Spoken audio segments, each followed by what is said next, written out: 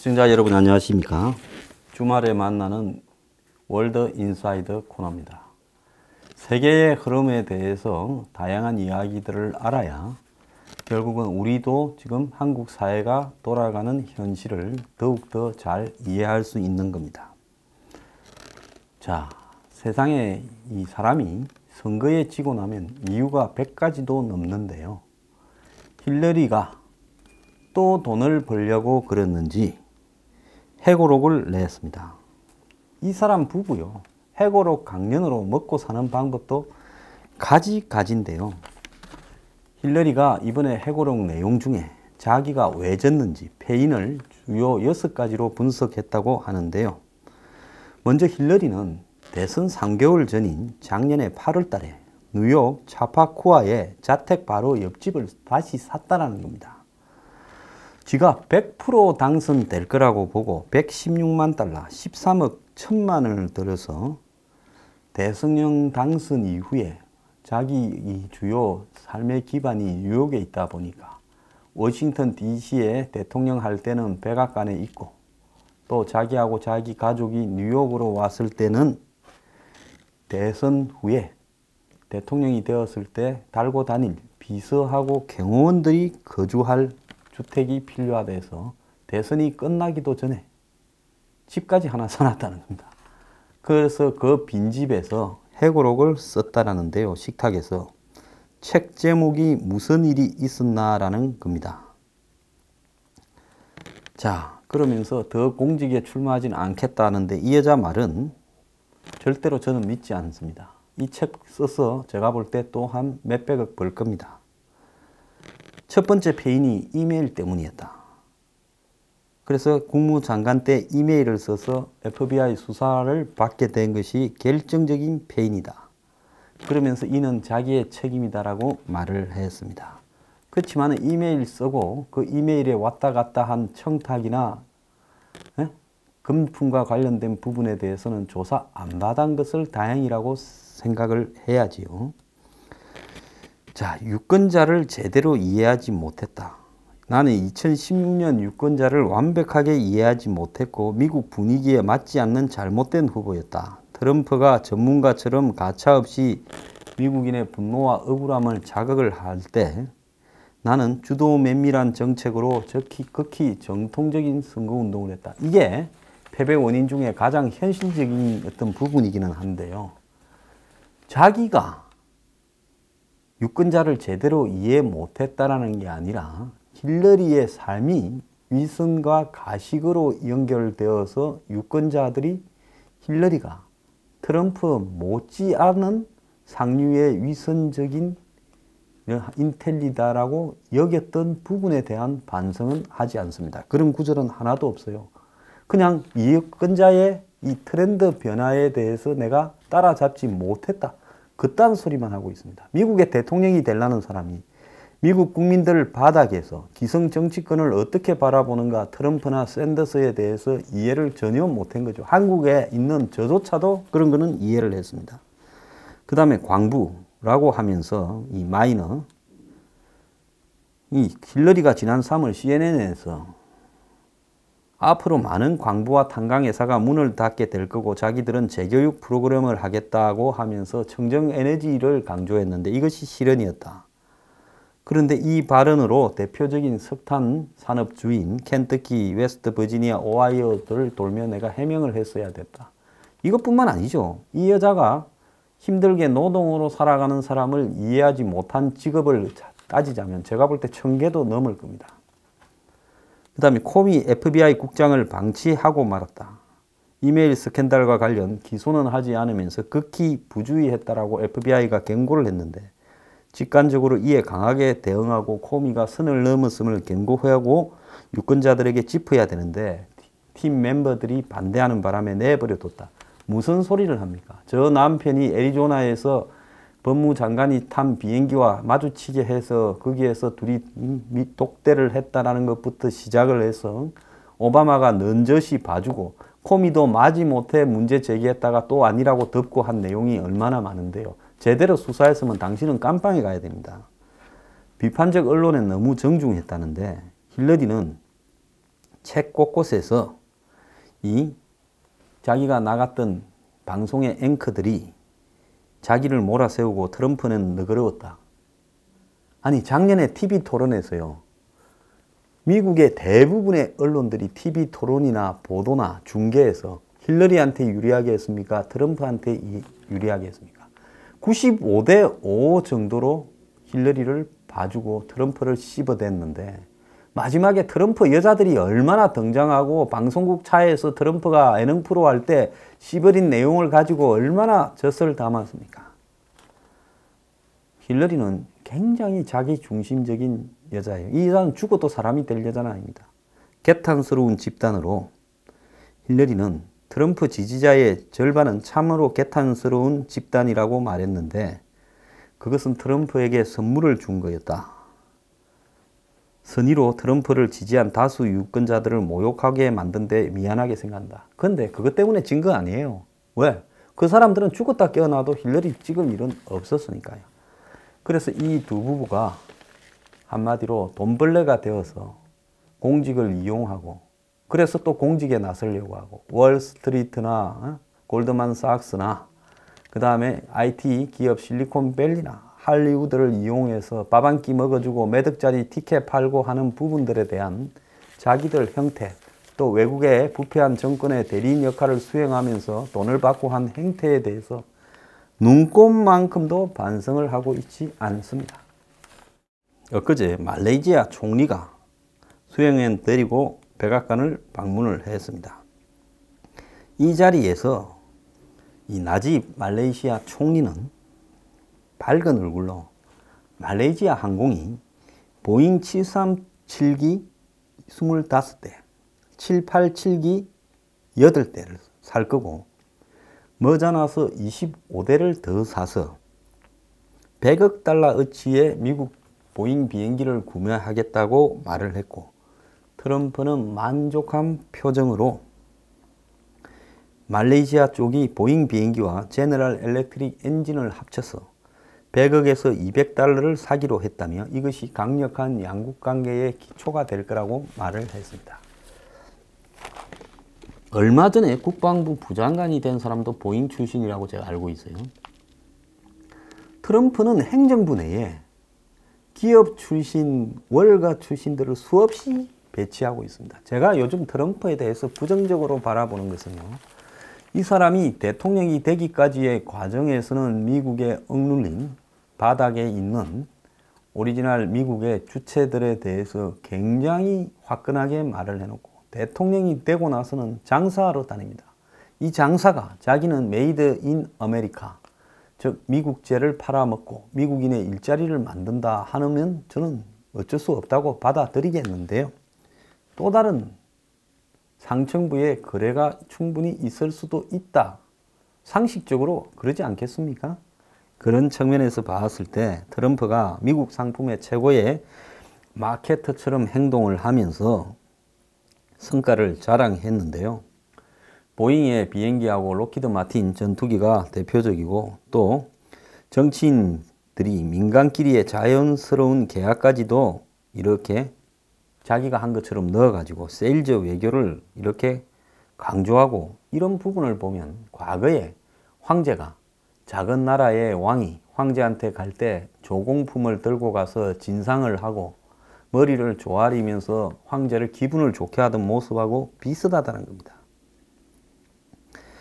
FTA가 미국의 손해라는 입장을 가지고 있는 트럼프는 이 미국에 물건을 판매하는데 지금 집중하고 있는데 지난 5월에 해외 첫 방문했을 때 사우디에서 1,100억 달러짜리 무기 판매 계약을 맺었고 미국의 엄청난 날이라고 했고 한국에 이제 문 대통령하고 통화할 때 코너에 몰린 한국 측에서 미국 무기 수십억 달러를 사겠다 이렇게 이야기를 하니까 곧바로 승인했다고 공개를 해가지고 빼도 박도 못하게 만들고 또 대만하고 타이에 신규 무기 판매를 승인하는 등 미국에 장사하는데 지금 탁월한 능력을 보이고 있습니다. 열의가 넘쳐서인지 미국 상품 구매가 아련유로 지금 비춰진다는 거예요. 트럼프 한번 만나서 트럼프한테 이렇게 따독거림을 받고 미국하고 관계를 좋게 하려면 이 선물을 들고 가야 됩니다.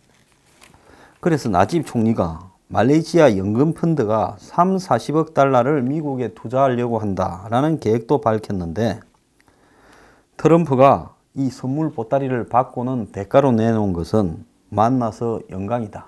글로리를 이야기하고 데트러 활동 공조 등 돈이 안 드는 것만 말로 떼었다는 겁니다.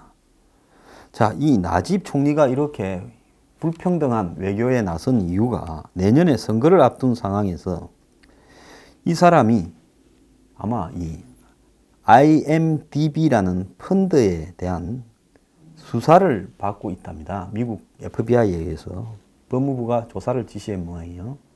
그러니까 미국에 의해서 백악관에서 트럼프한테도 환영받고 있다는 걸 자국에 가서 보여야 자국 국민들이 그래도 도둑놈이라는 생각을 조금 덜 하지 않겠습니까?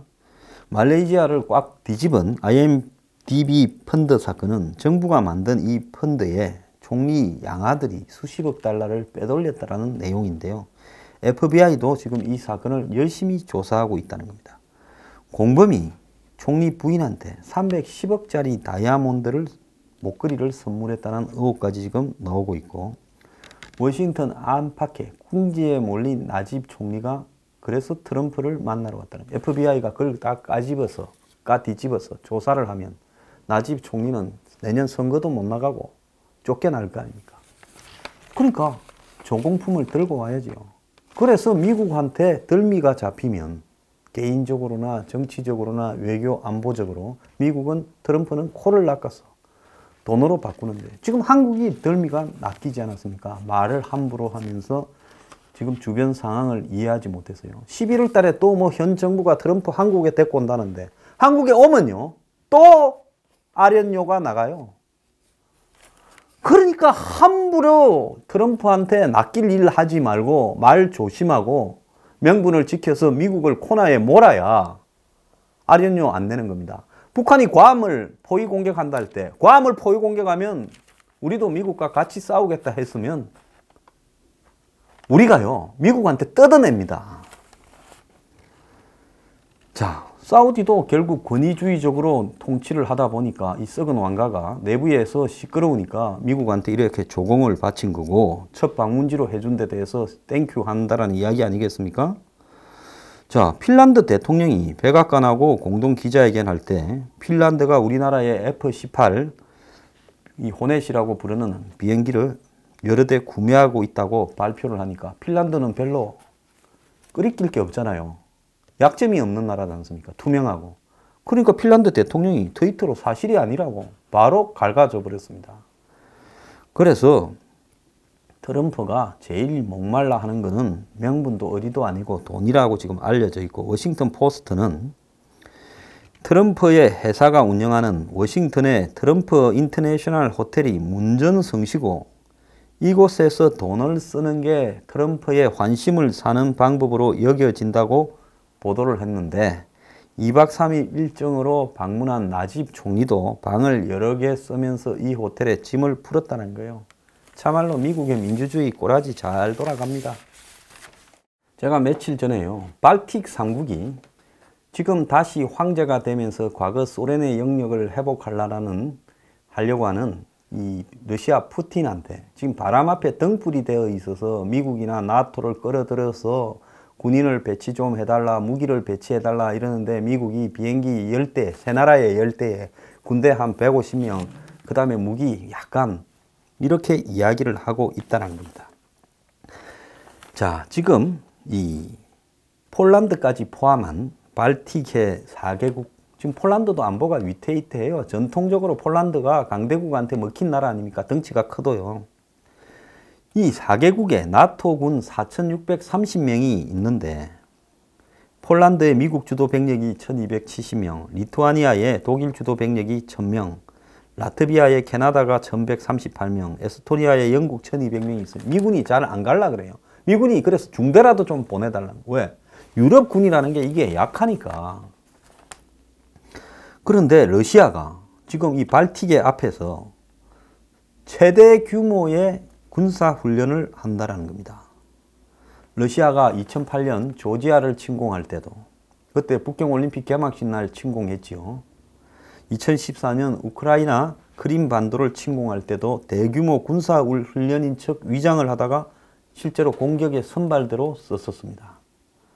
그래서 나토 사무총장은 14일부터 러시아의 자파드라고 하는 자파드 2017이라는 훈련을 하는데 이것이 적극적인 위협의 그런 요인은 아직은 없지만은 활동을 지금 면밀하게 주시하고 있다고 합니다.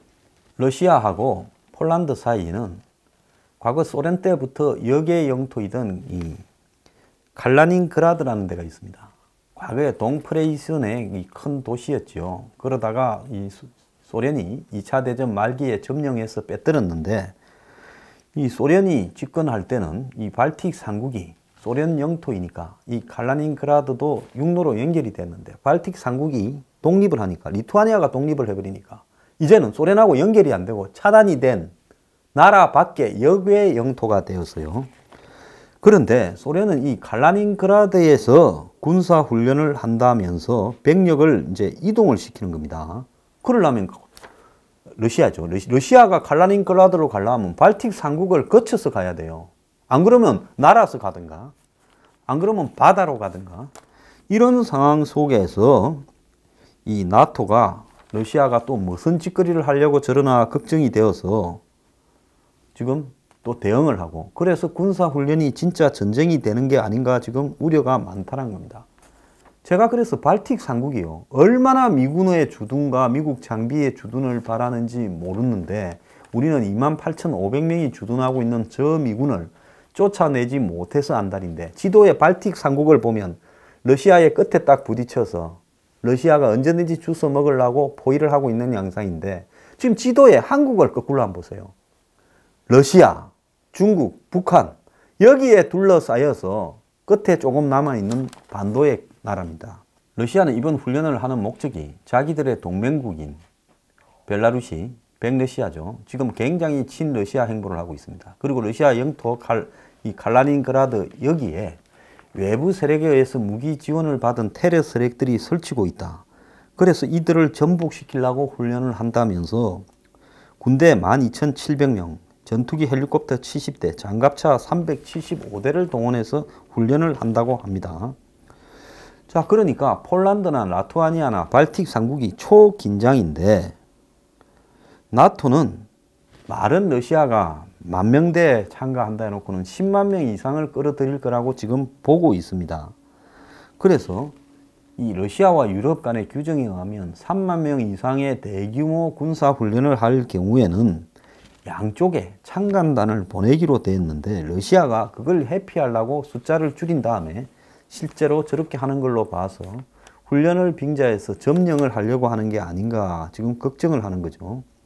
그래서 EU 국방장관 회의가 마치고 난 다음에 독일 국방장관이 러시아 군사 병력이 10만 명을 넘을 것 같다면서 러시아가 군사 파워를 가시하고 있다라고 하는데, 러시아는 오래전부터 계획된 훈련이다 라고 이야기를 하고 있습니다만은 이 말을 믿을 사람은 아무도 없습니다. 자, 직접 위협이 가해진 발트 3국뿐만 아니라 3년 전에 크림반도를 빼앗긴 우크라이나 대통령은 우크라이나 내에 친러 분리주의자들을 이렇게 지원하려고 훈련을 위장으로 하는 척 할지 모른다. 지금 우크라이나예요. 동부 쪽은 여전히 러시아계 민병대가 지배를 하고 있습니다. 크림반도만 빼앗긴 게 아니라 우크라이나가 자국 영토를 다 지배를 못하고 있어요. 그래서 야금씩 하다가 어느 날 밀어붙여서 먹어보려고 한다라는 겁니다. 그러면서 군사 7,000명과 군 장비들이 지금 우크라이나 국경으로 집결하고 있는데, 훈련 이후에 이 사람들이 다시 돌아갈 거라는 보장도 없다라고 하는 겁니다. 4년 전에 이 자파드 훈련에서 러시아 군용기들이요, 스웨덴 방어망으로 들어가 가지고 폭탄 투하 훈련을 했습니다. 스웨덴 안에서요. 스웨덴이 경악을 했고, 스웨덴이 지금 이 모병제에서 징집제로 갔습니다. 오죽했으면 징병제를 강제 징집을 하겠습니까?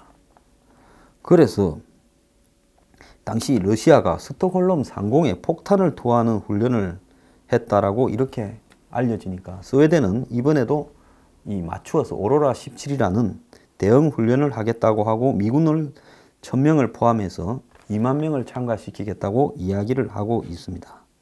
지금 폴란드하고 발틱 3국에는 4,600명의 나토군이 들어가 있는데 미군은 전투기 7대와 600명의 추가 병력을 러시아 국경지대로 보내고 있는데요.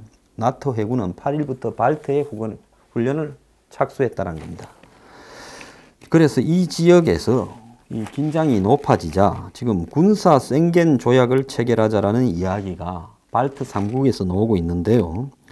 이 호시탐탐 우리를 먹으려고 하는 러시아로부터 우리를 지키려면 EU 내에서 나토군끼리 국경에 관계없이 자유롭게 좀 왔다 갔다 하자라고 이야기를 하고 있습니다. 에스토니아는요, 지금 핀란드와 공동으로 장사정포도 구매하고 나름대로 애를 쓰고 있지만은 에스토니아가 애를 써봤자 인구 150만 나라가 뭘 할 수 있겠습니까? 그래서 군대까지 공동으로 좀 쓰자라고 이야기하는 이런 나라, 러시아가 훈련만 해도 발발 뜨는 우리 운명이 어찌 될지 모르는 이런 상황. 지금 트럼프가 되니까 푸틴은 신이 났어요. 트럼프하고 푸틴은 제가 볼 때 둘이 뗄래야 뗄 수 없는 모종의 썸씽이 있어요. 자, 이런 상황에서 한국의 안보는 얼마나 행복한 겁니까? 그런데 이 행복을 모르고요, 이거를 해체하려고 하는 세력이 지금 기세가 등등해서 천지로는 모르고 까불고 있는데요. 우리 정신 좀 차립시다. 오늘 월드 인사이더 마치겠습니다. 감사합니다.